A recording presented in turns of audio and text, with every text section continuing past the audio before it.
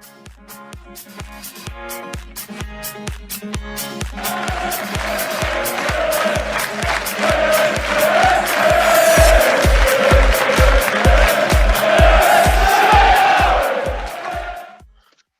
everybody, welcome back to the Stacey West preview show. As you know, I'm Jake Tonge. Fortunately this week joined by Jacob Kirkbride, a SAFC Fan TV reporter. Hello Jacob, how you doing mate? Not bad Jake man, not bad. Thank you for having me on tonight. No worries mate. I'm sure we have quite a lot to discuss. Sunderland made a bit of a big change this week. They appointed Lee Johnson as their manager. How do you stand on that appointment? Overall, I'm happy considering that he's been placed in a head coach role rather than a manager. He has the chance to work a lot better and I would say more effectively with our new director of football, I would say, being in that role. It's going to be a long-term project, I feel. We have to give him time. We have to give him all the backing he deserves because he's taken over a squad which still in some areas lack a lot of quality. But yeah. I would say in his head coach role, I think his responsibility right now will be getting a lot of the fringe players their confidence up because we do need to start picking up results quickly before we fall down the pecking order. But overall, a decent appointment. It'll be interesting to see what his vision is in terms of the squad he wants in the long term. But right now, I think it's using his effective coaching skills, which he applied when he took Bristol City from them being in a relegation battle to being promotion contenders in the Championship, whether he can do that with a League One side, but the difference is getting us out of the league rather than being contentions for promotion. So overall, I'm happy with the appointment. What do you think the main reason was for the downfall of Parkinson? Obviously, had that really good run just after the New Year where he beat us 4-1 at the Stadium of Light. What was Parky's downfall? Because I know a lot of fans, I watch SAFC Fan TV quite a lot. A lot of them, especially Michael and all that, wanted him out sort of towards the end of the reign. What went wrong for Parkinson? I think the main problem, like the first 2 months, he was taking over a squad which were lacking a lot in confidence, but there was a lot of anger and frustration within the dressing room and a lot of personal problems which he had to fix, which some predict is why Aidan McGeady was dropped from the squad completely for the second half of that season. But we'll never know the full story of it. But I think he needed to show more belief in terms of his tactics, of what he could do differently, because the football was quite negative to start with. I think that was purely because a lot of players were low on confidence and he didn't know his best team. And then the disappointing thing is it took him 2 months to rectify that. I remember we went on a fantastic unbeaten run, which started away at Doncaster. We won 2-1 and he played a 3-4-3 system, which ended up us going unbeaten in the league, I think, till about February. And obviously we played you guys in that run. We beat you 3-1 at the Stadium of Light, which in that unbeaten run, we were just playing with pace. We were playing with power. He used a lot of the players in our squad to great effect, using their talents to great effect. And the system worked well, but it gets to a stage where you will get tactically figured out playing in this league. And that was the case, particularly when we were playing the teams who we knew at the beginning of last season were going to challenge us for promotion, the likes of Portsmouth and Coventry, and they ended up beating us. But Phil Parkinson, the main problem he continued to persist with this 3-4-3 system, with only making changes unless there was an injury, which I think over time it caught up with us a little bit going into the start of the next season especially. And we started well. To be fair, I thought we would have had a bit of a shaky start, but considering he had his hands tied behind his back in the summer in terms of players he wanted to bring in, we started well, but we looked like a solid defensive unit. But at the same time, because we played Portsmouth earlier on in the season, we were tactically figured out. The quality wasn't there, but he still persisted to stick with this wing-back system, playing three at the back and a holding midfielder, which over time it wasn't going to work for him in the long run, because I think he felt he needed to adapt a more physical style, because we weren't scoring enough goals in games, and he felt we needed to be more commanding in terms of our attacking threat on set pieces, which we never even could do that. So Phil Parkinson, I can see why the decision was made, to be honest, and I think it was the correct one, because we do need someone who can imply a more attacking style with that squad of players at the moment, which is going to be a big ask of Lee Johnson, because we've got two players that can provide pace in the side, and Luke O'Nien and Lyndon Gooch out injured at the moment. But I do have faith he can do a good job of. I think him being a younger manager than Phil Parkinson helps. I think that will help give him more connectivity with the players, to be more like a father figure to them, with it arm around their shoulder when they're low on confidence, getting the motivation up, particularly because the last couple of weeks under Parky, we were just not seeing games out. I think we were not keeping clean sheets. Teams eventually worked us out how to put the ball in the back of the net against us. And yeah, it was the right decision, because Phil Parkinson, if he stayed in charge, he wasn't giving youth a chance, which I think Lee Johnson will do. And yeah, it turned out to be the right one, because he wasn't going to change the way how we were going to play. And one man that was heavily linked to the job was Danny Cowley. Obviously, ex-Lincoln manager, is a hero in this part of the woods. What do you think the reason was that Danny wasn't offered the job at Sunderland? I'm not too sure. My personal opinion is he didn't want to work under a director of football. That's just my interpretation of it, and he didn't want someone that was going to make a lot of the transfers for him, with him not having a say in any of it. And I think the board wanted to look at someone who would employ a more attacking football philosophy, which I don't know, obviously with you guys, did Danny Cowley provide that down in League Two? Or? Yeah, I think the season we won the league, we were definitely, we played with a lot of pace, and although we had a big striker, you've got a couple of target men up front in White and Grigg and Gray, and they're all sort of similar types of strikers, which we had in the version of Akinde.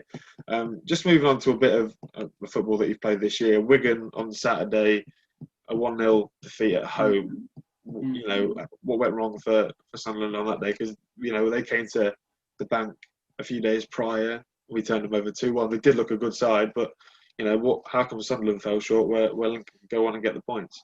The main problem I would say we have at the moment, Jake, is when we concede the first goal in games, we're struggling to have a plan B. We seem to just put a lot of pointless crosses into the box, with not many of our attacking players getting on the end of it, and we're just making too many sloppy passes in the middle of the park, not having the belief enough to go forward with the ball, get our shots off on goal. And that was the case on Saturday. And Wigan, to be fair, they defended very well, and we just couldn't get through them. Was once they scored, put 10 men behind the ball, and our confidence was shook. I think it shocked the players completely, because we started the game so well. Our intensity was better. We had a lot more pace into our game, which I would say Lee Johnson motivated the players to do that, even though it was a bit weird from the club's behalf how he was announced at midday and he was thrown onto the touchline for a game a few hours later. So it was definitely, I would say, an Andrew Taylor team, more or less, because he was taking training for most of the week. Andrew Taylor being Phil Parkinson's right-hand man when he was still in charge. So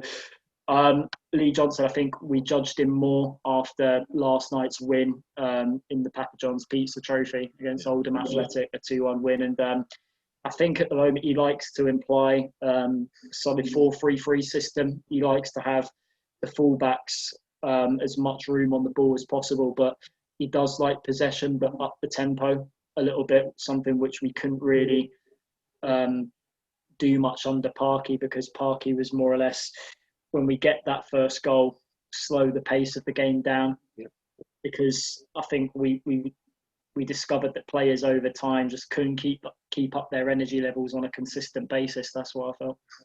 And despite having quite a few poor results this year, you still find yourselves in that promotion picture. I think, are you 8th place in the league as it stands, just outside the playoff places? I think we're 9th at the moment.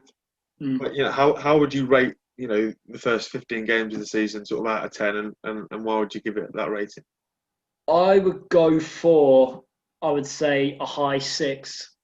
on the edge of 7, because we started off not too bad. We were playing with a back three with Tom Flanagan, Bailey Wright and Jordan Willis, and I think that was keeping clean sheets in games, and I would say an underrated solid shot stopper for this league in Lee Burge, who to get him on a free from Coventry, even though he was our second choice last season, I thought he did a decent job at the start of the season. But I think Parkinson's main ethos was if you can keep it tight and catch teams on the break, and once you get the first goal, then our back three has the capability to just have a strong defensive unit to see the rest of the game out. And I think we were relying a lot on set pieces in the early part of the season, because I remember we got a penalty which contributed us to winning 2-0 at Gillingham. We got a penalty to beat Ipswich 2-1 at home. So yeah, we looked dangerous under set pieces, but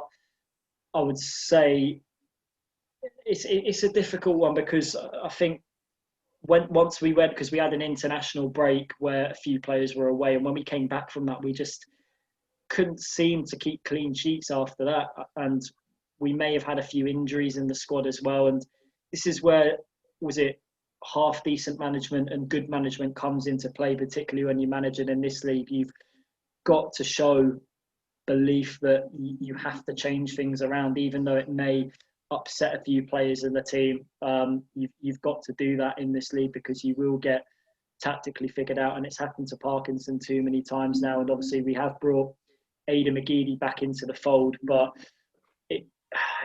I thought it was a mistake personally putting him in the starting lineup for that game against Wigan, because he hasn't played football in, I would say, about 8 or 9 months. Throwing him straight in the deep end into the starting lineup, I think he would have been a better option coming off the bench late in the game to try and turn things around. But Aidan McGeady can potentially be the difference for us going up this season. If he's fully fit, his contract's up at the end of the season, so we might as well use as much of it as we can. But Lee Johnson, we have to show belief that he can handle McGeady in the right way, because the likes of Phil Parkinson, maybe not Parkinson, because I wouldn't say he played him as much, because there was a bit of disagreement in the dressing room over the Christmas period like midway through last season. Jack Ross, I think, persisted with him a little bit too much, even though he was picking up a few knocks. He was playing games with injections in that Netflix Series 2 season, which if he was fully fit towards the end of that season, and if we kept our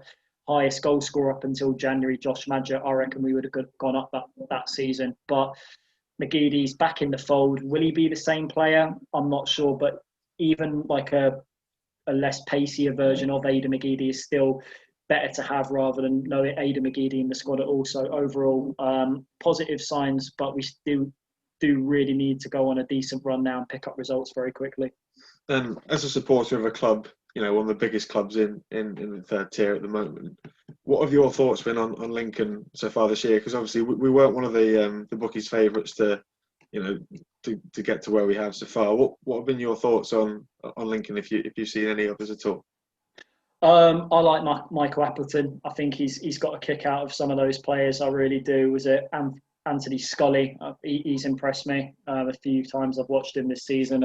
Anderson as well. He's looked like a solid player for you guys. And I think when you have a togetherness in the dressing room like you have right now, and that great team spirit, which I think a lot is down to the manager you have. Like I said, Appleton, I think he's a great guy. Can take your squad to that next level if the ownership you have given him the full backing. It will just be interesting to see how long you can keep up this good run of form. Till obviously League One is a tough league. You will potentially get injuries along the way. A lot of the decent squads have found that out over the years. You will get setbacks at times, but it's all about using the squad you have to the best of your ability, making the right changes. And I would say Appleton has the right tactical approach to do that. He does like to go for it a lot. He definitely likes to imply a high press with the squad of players that you have, and your home form as well. It seems like you've made your home ground a fortress this season, so it will be a very tough game for us going to your place on Saturday, because I remember when we went to you last season, you completely played yourself apart. Could have been 5 or 6 that day, despite you even missing a penalty. So. Yeah, obviously Tyler Walker that day was on fire. Just going on to Saturday's game, then, how are you expecting Lee Johnson to field his debut, sort of, if you like, in the league properly? How are you expecting Sunderland to set up tactically?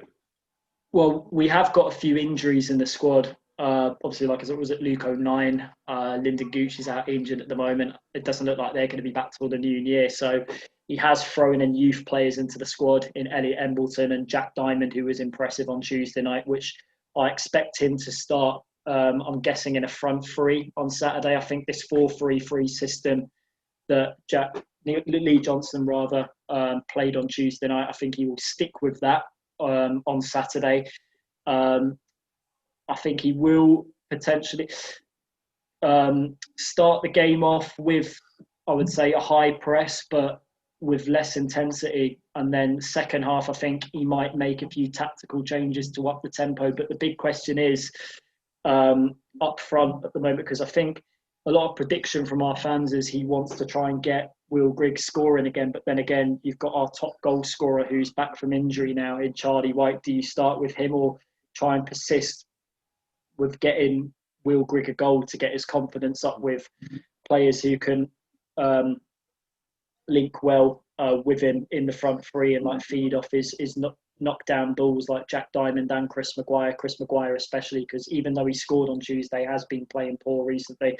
So yeah, I think we'll start the game off with a lot of possession, I would say. Not necessarily playing with too much pace at the start, but I think second half, because that's one thing I really want him to try and do with that squad of players, because especially under Jack Ross and Phil Parkinson, we were always a first half team, and second half we just couldn't have the same energy levels in the squad.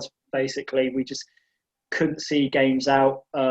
Tiredness kicked in, and I think, especially with the 5 substitute rule now, I think he'll want to use that to the best he can, unlike Phil Parkinson, who showed a lot of stubbornness to make changes in games. So, yeah, I think second half of the game will be interesting. I'm not sure, potentially, even if we go a goal down, I think when we're chasing the game, I think it's proven, even in the games I've seen us play this season, we look more an interesting team to watch, even though the quality might not be there, particularly under Parkinson. But we're dealing with the pressure a lot easily now, particularly on Tuesday night when we came from a goal down to win at Oldham. So, yeah, I think he'll apply the same strategy going into Saturday, but it won't be an easy game. Lincoln top side, like I said, Anthony Scully and Harry Anderson as well, top players. Are you confident of coming down to the Sincil Bank and getting a result?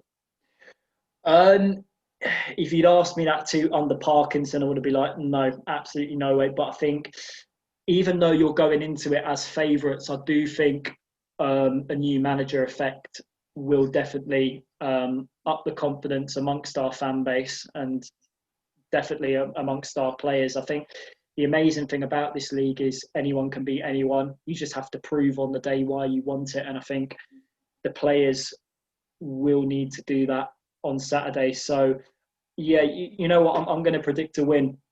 I'm going to say a 2-0 Sunderland win, but that's just me. So I'm going to ask you, Jake, what's your score prediction? Obviously, I think we'll play on the front foot. I'm not sure if you picked up our result in the Papa John's. We beat Shrewsbury away from home 4-1. I feel like we were definitely owing a team a bit of a hiding. And if Sunderland are half asleep like they were when they came to us last season, I could easily see a straightforward Lincoln win. But I am quite optimistic. That's the way I tend to go. A lot of the Stacey West viewers will tell you that. But thank you very much for coming on, Jacob. Where can our readers see more of you and your thoughts of the game on Saturday? We'll be doing a live stream. I won't be on it, but our other channel members, Sean Middleton, Michael Bowers, and our editor Conrad Lee will be doing a live stream, and also at full time we'll be doing a review of the game, which is normally about 10 minutes as well. I think with the same people at the end, but we'll have to check on that. So yeah, a live stream and also a 10-minute match review on our channel, SAFC Fan TV. If you haven't seen it, guys, also try and get to like and subscribe if you can. So yeah. Well, thank you very much, Jacob, for coming on, and thank you everybody for watching. And we'll be back for another preview sometime soon.